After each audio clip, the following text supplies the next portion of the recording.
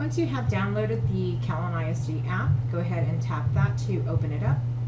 And then you are going to look for student info, tap that to open, and you're going to log in with the provided username and password.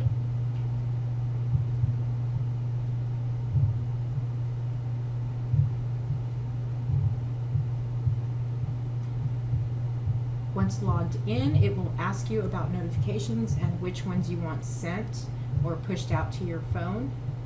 You can go ahead and go through that.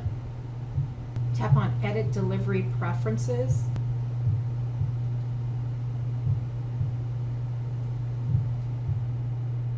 And all the delivery preferences are actually defaulted on, and the only one you can turn on and off is the notifications to your phone.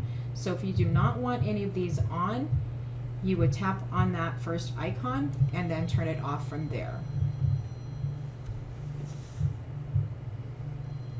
If you don't want to mess with any of this, just go ahead and leave it alone. Tap Cancel.